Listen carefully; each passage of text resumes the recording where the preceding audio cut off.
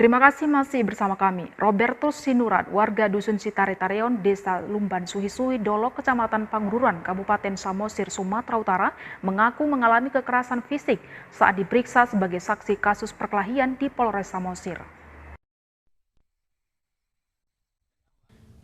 Berdasarkan keterangan Robertus Sinurat pada 19 Oktober lalu, dirinya dibawa oleh pihak kepolisian ke Polres Samosir dengan status sebagai saksi atas kasus perkelahian antara seorang oknum polisi berinisial GS dan seorang oknum wartawan berinisial EP dengan dua warga desa Lumban Suhi berinisial AS dan KS.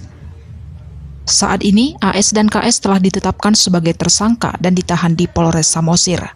Selama proses pemeriksaan, Robertus Sinurat mengaku mendapat kekerasan fisik dan psikis.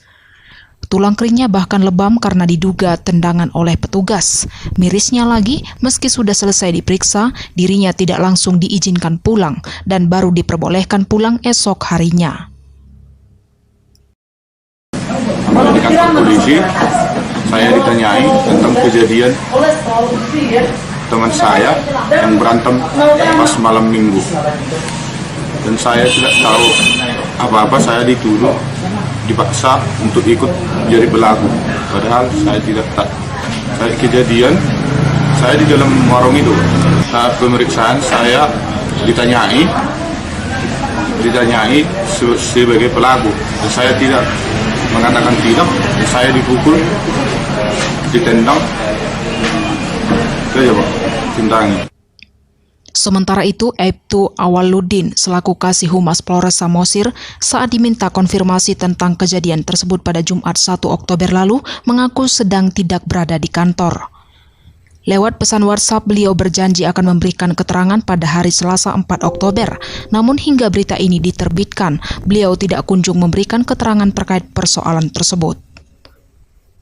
Sementara menurut keterangan kuasa hukum korban yang kini ditetapkan sebagai tersangka, pihaknya telah melaporkan kasus tersebut ke Propam Polda Sumut. Saksi bernama siapa? Robertus Sinurat. Dia mengalami luka di bagian tulang kering ketika dibawa ke Polres Samosir.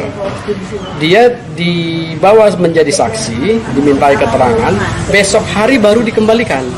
Tidak langsung pulang.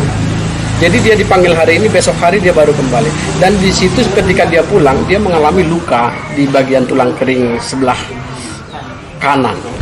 Nah, sebelah kiri, maaf.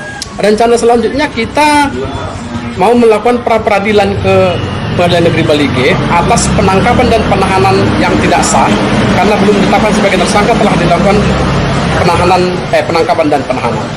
Beliau juga menambahkan banyak kejanggalan terkait kasus tersebut, mulai dari proses penetapan tersangka hingga kasus dugaan penganiayaan saksi. Tidak hanya itu, pihaknya juga mengaku kesulitan membesuk kedua tersangka yang ditahan di Polres Samosir. Dari Kabupaten Samosir, Gompang Gulto melaporkan.